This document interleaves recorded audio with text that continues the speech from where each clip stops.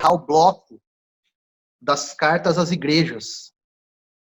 Então, eu quero convidar você a abrir lá em Apocalipse, capítulo 3, do 14 até o 22. Apocalipse 3, do 14 até o 22.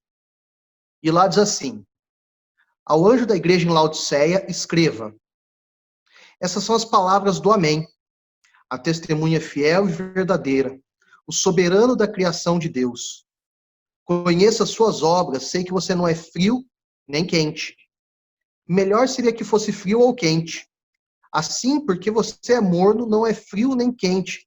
Estou a ponto de vomitá-lo da minha boca. Você diz: estou rico, adquiri riquezas e não preciso de nada. Não reconhece, porém, que é miserável, digno de compaixão, pobre, cego e que está nu. Dou este conselho: compre de mim ouro refinado no fogo, e você se tornará rico.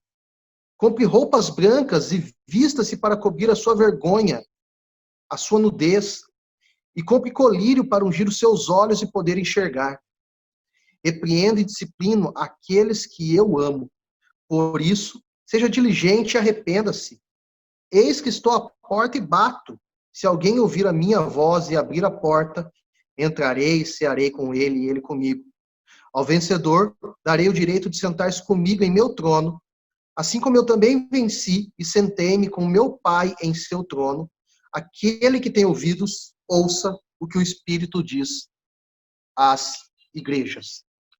Bom, não é muito incomum a gente já a essa altura, depois de 7 pregações nas igrejas, a gente ter decorado mais ou menos o padrão que Jesus trabalha aqui, né? Ele se apresenta, ele geralmente dá um elogio para a igreja, faz algumas críticas, depois ele dá alguma promessa e encerra a mensagem, aquilo que ele tinha para falar para as pessoas. Quando nós olhamos para a igreja de Laodiceia, tem um detalhe que é importante de se perceber. Essa é uma das igrejas que não recebe elogio. Jesus não elogia ela. Muito pelo contrário, Jesus é extremamente duro com essa igreja. A tal ponto de ele dar a entender que aquela igreja, quando ela se autoelogia, ela está sendo falsa no raio-x que ela está fazendo dela mesma. Ou seja, aquela igreja, quando ela olhava para ela mesma, ela pensava que era uma coisa, quando na realidade era completamente outra, né? Ela pensava que era rica, mas era pobre. Ela pensava que curava as pessoas, mas ela estava a ponto de ser vomitada. Ela pensava que enxergava as coisas com clareza, mas ela era cega, né? Então, algumas igrejas por aí, ainda nos dias de hoje, pensam que são, mas não são.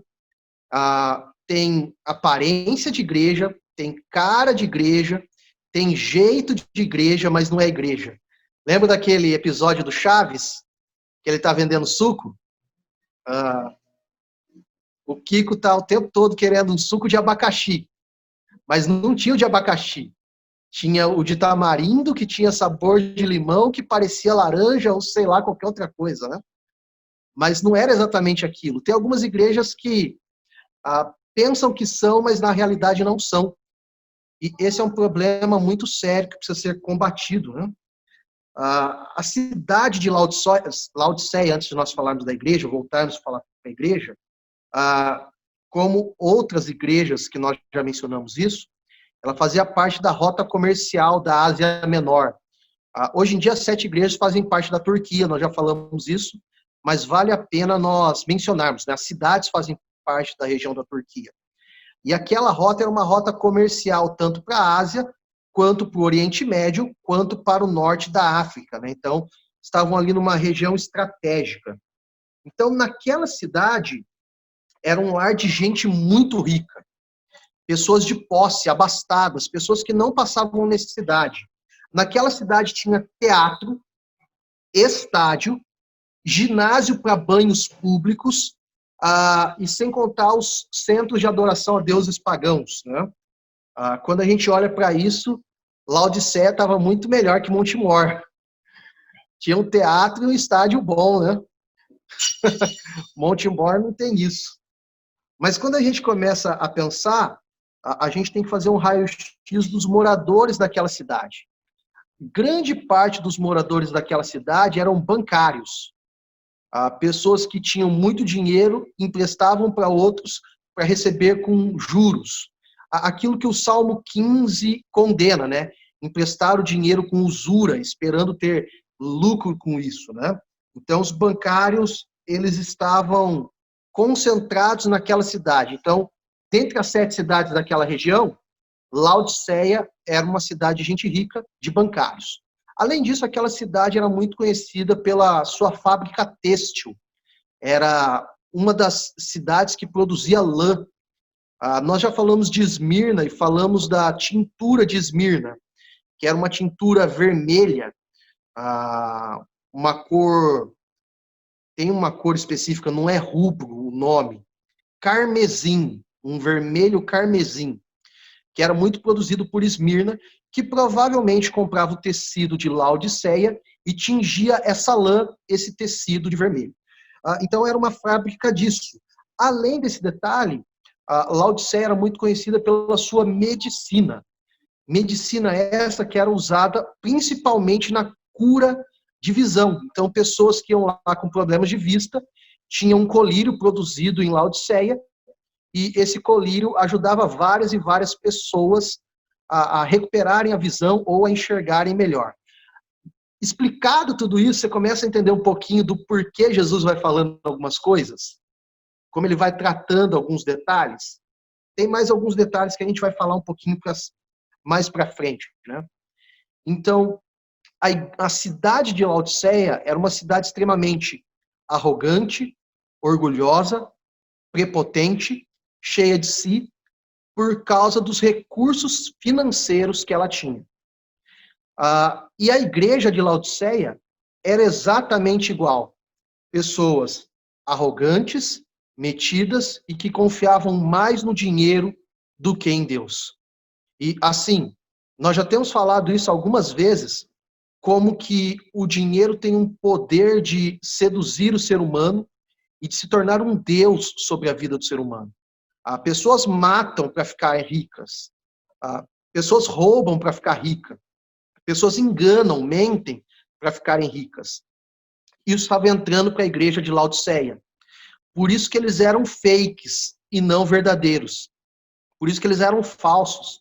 Porque eles estavam vivendo mais baseados na fortuna, no dinheiro, na fama que eles poderiam ter, nos recursos financeiros, do que confiando em Deus. Então, a igreja de Laodiceia era uma igreja alinhada com o mundo. Um termo mais usado nos dias de hoje, talvez seja secularismo. O que isso significa? Significa que a parte espiritual estava morrendo e eles estavam confiando mais em coisas do mundo do que nas coisas espirituais de Deus. Quando isso acontece, a igreja precisa tomar uma repreensão, uma correção. Por isso que Jesus, em momento algum, elogia a igreja e ele só tece críticas a ela. Eu separei 3 críticas que Jesus faz para a igreja. Quando eu olho para esses versículos, quando eu olho para esse texto, eu percebo 3 críticas. A primeira, falta intensidade daquelas pessoas na vida com Deus. Perceba, eles iam à igreja, eles faziam parte de uma comunidade, eles tinham estabelecido um templo, hall de membros, classe de catecúmenos e por aí vai, mas faltava vida com Deus, intensidade com Deus. Jesus começa dizendo assim, conheça as suas obras, sei que você não é frio nem quente. O que isso está indicando? Está indicando falta de intensidade. Ela não é nem de um lado, nem do outro. Ela não é nem geladeiriana e nem pentecostal. Ela não é nem do gelo, nem do fogo. Ela é morna. O que Jesus está trabalhando aqui é um grau de intensidade. E é importante você entender esse grau de intensidade a partir da cidade de Laodiceia. Por quê? Porque na região de Laodiceia tinha 2 cidades. Uma delas era Hierápolis e a outra era Colossos, ou Colossos. A carta de Colossenses foi endereçada a essa cidade, tá? Paulo escreveu para ela. Em Colossos tinha águas frias. Em Hierápolis tinha águas quentes. Em Laodiceia você tinha um encontro das duas águas, a água era morna. Ela não era nem fria, nem quente. Só que a água fria de Colossos servia como terapia. A água quente de Herápolis também. Agora, a água morna de Laodiceia era intragável. Ninguém poderia beber.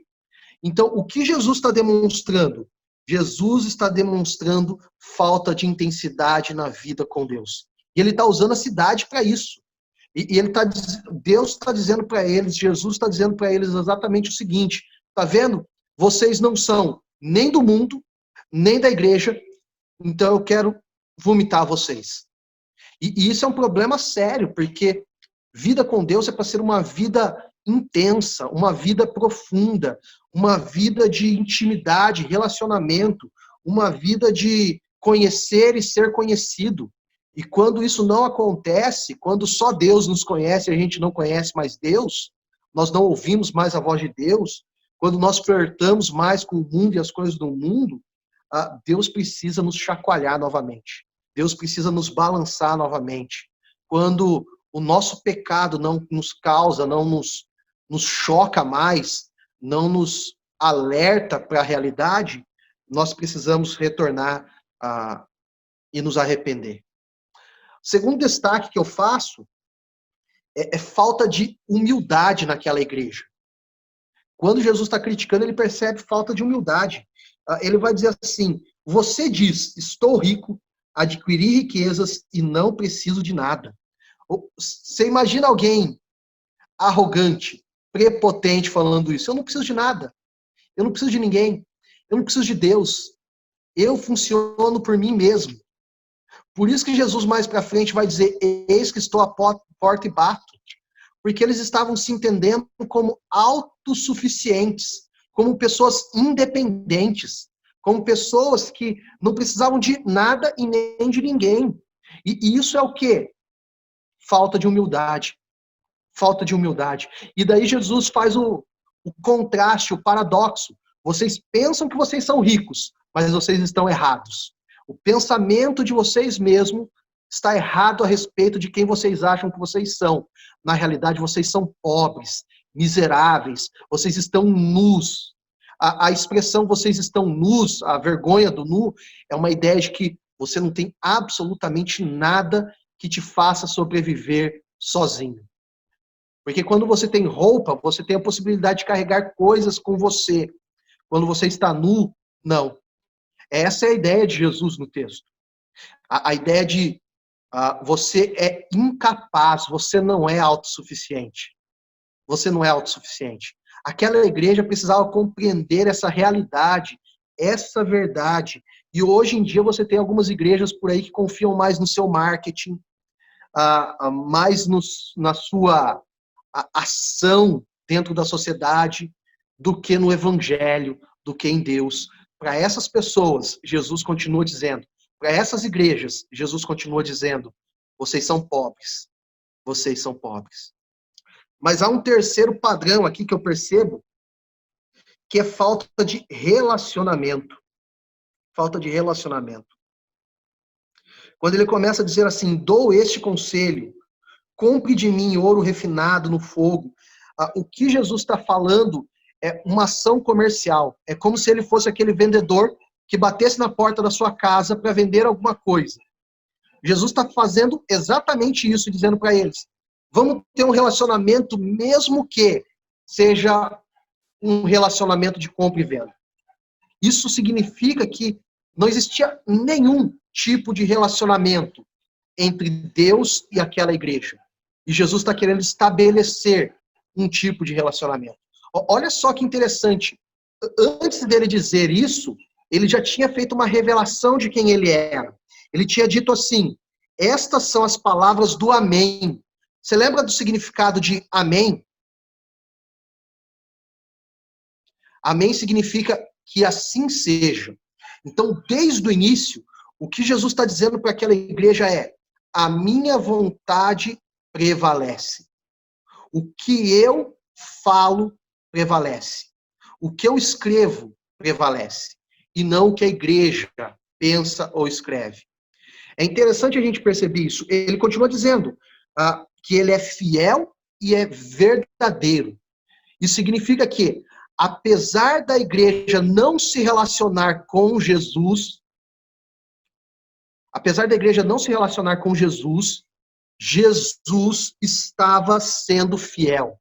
Significa que a parte da aliança que estava relacionada a Deus permaneceria fiel, apesar da infidelidade humana.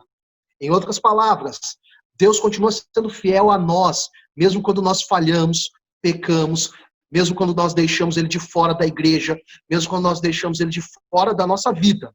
Não é isso que nós devemos fazer, mas Ele continua sendo fiel, apesar de tudo isso.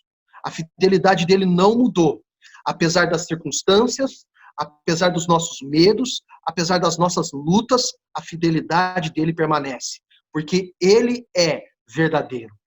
E é interessante porque ele é verdadeiro no sentido de que ele fala a verdade, mas no sentido de que ele é a verdade.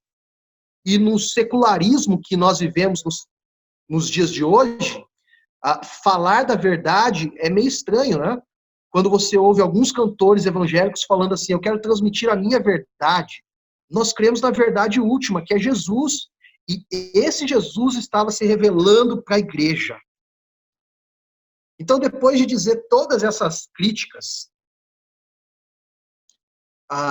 Jesus apresenta uma solução para aquela igreja. E a solução eu quero separar em 5 partes, e eu não quero demorar nelas, quero ir bem rápido nelas. A primeira, Jesus tem um caminho. O caminho é comprar o que nós precisamos dele, absolutamente dele. Significa que nós dependemos dele para tudo na nossa vida. Aquela igreja dependia, ela precisava ver isso, perceber isso. Segunda solução que ele apresenta no texto, Jesus transforma o que parece, mas não é, em algo verdadeiro e real. Jesus transforma o que parece, mas não é, em algo verdadeiro e real. Tinha aparência de igreja, tinha culto parecendo igreja, mas não era. O que o texto mostra para mim e para você? Jesus transforma, Jesus modifica. Aqueles que não eram passaram a ser, e aqueles que não caminhavam passavam a caminhar, por causa da ação sobrenatural de Jesus. Que essa ação sobrenatural de Jesus começa e termina também em nós. Terceira solução que Jesus apresenta, Jesus cura a nossa altivez. Aquela igreja tinha um olhar soberbo. Sabe aquele olhar superior, com o nariz empinado? Era a igreja de Laodiceia. O que Jesus está fazendo com a igreja de Laodiceia? Está quebrando isso. Quebrando isso. Para que a igreja se apresente humilde, simples e sincera diante de Deus. Quarta solução. Jesus ama. Nós deveríamos descansar nessa realidade. Ele vai dizer assim, eu repreendo e disciplino aqueles que eu amo. Nós devíamos dar glória a Deus só por essa frase. Só por essa frase. Se ele não nos amasse, ele tinha nos deixado a ver navios, como diz a frase por aí. Mas o fato dele nos amar significa que ele continua falando conosco, continua ministrando aos nossos corações, continua puxando a nossa orelha. E às vezes ele puxa a orelha numa pregação, às vezes é um amigo, às vezes é na Bíblia, na palavra, às vezes é num momento de oração. O Espírito Santo nos convence. Por quê? Porque ele nos ama. Nós devemos lembrar desse amor dele para conosco todos os dias. Quinta solução. Jesus estava do lado de fora da igreja, mas deseja relacionamento. Algumas pessoas usam esse texto para falar de evangelismo, para falar que está batendo na porta para entrar no coração das pessoas, evangelizar. Mas esse texto é para uma igreja que já conhecia o evangelho, que já sabia da obra de Jesus, mas não estava vivendo de acordo com isso. Então, algumas pessoas podem e têm deixado Jesus de fora de suas vidas, mas Jesus deseja se relacionar com você e comigo como ele desejava se relacionar com aquelas pessoas. Se abrisse a porta, Jesus entraria, cearia com aquelas pessoas, comeria com aquelas pessoas. Biblicamente falando, comer é algo sério. As pessoas não comiam com qualquer pessoa. Então, quando eles iam participar da ceia, ceiar, como o texto fala, é relacionamento, é intimidade, é um conhecer profundo. É isso que Jesus deseja conosco, esse conhecer. E daí, qual que é a promessa de todo esse texto? Uma comunhão plena na eternidade.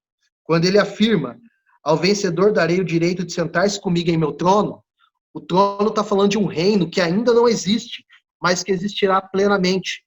Esse reino que existirá plenamente será completo de comunhão plena, verdadeira e real com ele.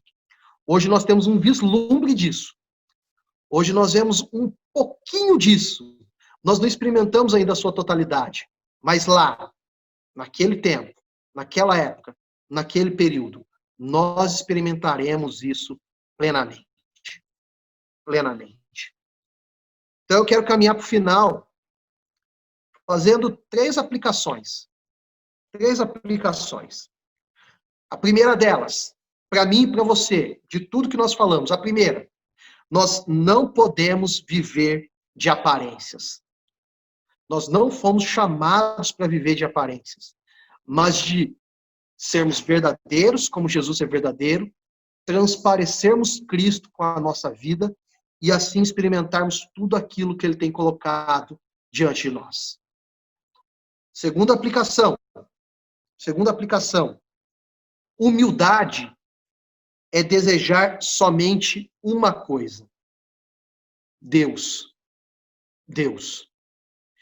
E quando nós buscamos a Deus, ele nos ensina a amar, ele nos dá trabalho, ele nos dá amigos, ele nos dá uma história linda, mas desejar uma coisa, isso é humildade. Desejar a Deus. Buscar, pois, em primeiro lugar o reino de Deus e a sua justiça, e todas essas coisas vos serão acrescentadas. Humildade é desejar somente uma coisa. Para nós encerrarmos, disciplinas espirituais nos levam a manter o nosso relacionamento com Deus. Qual era o problema da igreja? Faltava disciplina espiritual, faltava tempo de oração, faltava jejum, faltava solitude. Por quê? Porque elas estavam mais preocupadas em ganhar dinheiro e com as coisas do mundo do que se relacionar com Deus. Quando isso acontece, as pessoas se tornam mornas. Elas não são nem do mundo e nem, evidentemente, do céu. Mornas. Mornas. É interessante que o texto diz que ele está a ponto de vomitar. Ele não vomitou ainda. Ele continua insistindo, falando, ministrando. Que seja assim sobre as nossas vidas. Amém? Nem sei quanto tempo a gente tem ainda. 1 minuto.